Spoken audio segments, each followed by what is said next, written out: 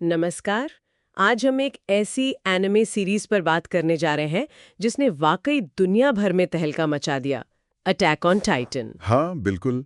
शिंगेकी no क्योजिन, हाजिमे इसायामा के मांगा पर आधारित ये सीरीज सही में एक फिनोमिनन बन गई। डार्क फैंटेसी है। बिल्कुल।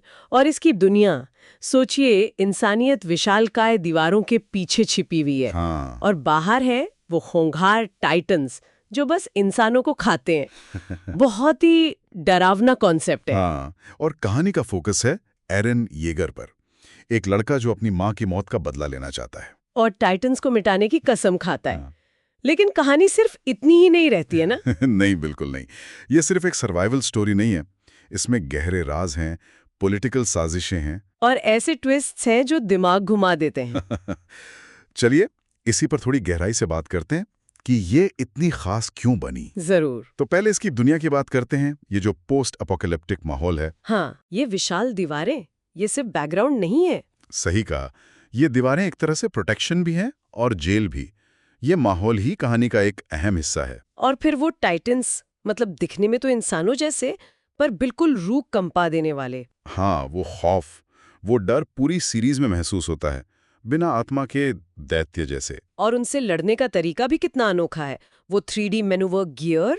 कमाल की चीज है वो। सैनिकों को हवा में कलाबाजी करने और सीधे टाइटन की गर्दन पर वार करने की ताकत देता है। एक्शन सीक्वेंस तो जबरदस्त बन जाते हैं उससे। बिल्कुल।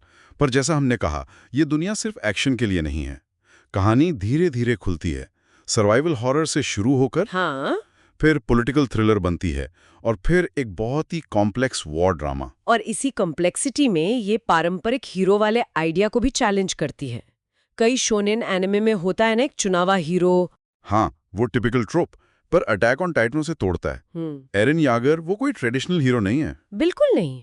वो गुस्से से भरा है, बदला लेना चाहता है, काफी हद तक सेल्फ सेंटर्ड भी कह सकते हैं शुरुआत में। कह सकते हैं। और उसे टाइटन बनने की पावर भी बाई चांस मिलती है, किसी डेस्टिनी या चॉइस से नहीं। उसका पूरा सफर, उसका विकास, वो बहुत कॉम्प्लेक्स और विवादास्पद है, खासकर जब वो रंबलिंग करता है। ओह हाँ, रंबलिंग। हाँ। मानवता के एक बड़े हिस्से को खत्म करने का वो कदम, वो तो बहुत भारी था। हाँ, बहुत।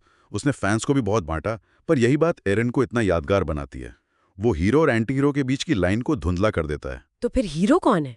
मतलब हेंगे, लेवी, आर्मिन, इनके अपने मोमेंट्स तो हैं। बिल्कुल हैं, और यही तो उसकी खूबी है। कोई एक साफ हीरो नहीं है, हीरोइज्म बंटा हुआ है। वो मुश्किल फैसलों में दिखता है, बलिदान में दिखता है। अच्छा। ये दिखाता है कि कैसे एक्स्ट्राऑर्डिनरी हालात में साधारण लोग या तो हीरो बन सकते हैं या फिर विलन। ये कहानी दर्शकों को एरन से कनेक्ट करने के बाद उसके एक्शन पर सवाल उठाने पर मजबूर करती है। ये बात तो है। ये असहजता पैदा करती है। और इसी के जरिए कहानी बहुत गहरे सवाल उठाती है। जैसे आज़ादी का मतलब क्या है? क्या जुल्म सहना ठीक है या लड़ते लड़ते खुद जालिम बन जाना? बलिदान की क्या कीमत है? और नफरत का वो जो साइकिल है, एक पीढ़ी से दूसरी पीढ़ी। हाँ, और युद्ध, प्रोपेगेंडा, कैसे सच को तोड़ा मरोड़ा जाता है। ये अच्छाई बनाम बुराई की सिंपल कहानी नहीं है। नहीं, बिल्कुल नहीं। हर साइड अपनी क्रूरता को जस्टिफाई करता है। सही कहा।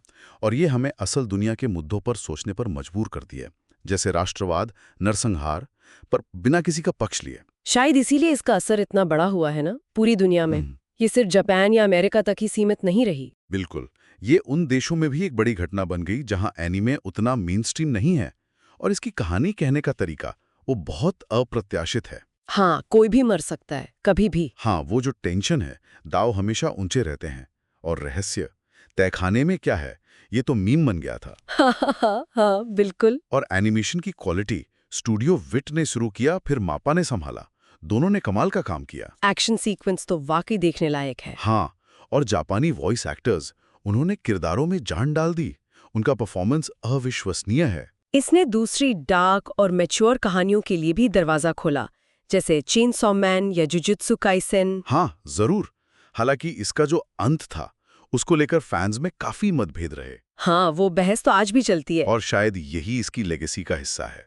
एक कहानी जिसने लोगों को इतना प्रभावित किया कि वो उसके अंत पर भी इतनी शिद्दत से बहस करते हैं। तो अगर हम संक्षेप में कहें, अटैक ऑन टाइटन को जो चीजें खास बनाती है वो है इसकी अनोखी डार्क दुनिया, हीरो के पारंपरिक विचार को तोड़ना, हाँ, गहरे सोचने पर मजबूर करने वाली थीम्स बिल्कुल। और इसका जबरदस्त प्रोडक्शन और सांस्कृतिक असर। सही कहा। और ये सब सोचने के बाद एक सवाल मन में रह जाता है क्या? कि जब आजादी का रास्ता तबाही से होकर गुजरे, जब आजादी की लड़ाई ही आपको वहशी बना दे, तो फिर उस आजादी का असली मतलब क्या है?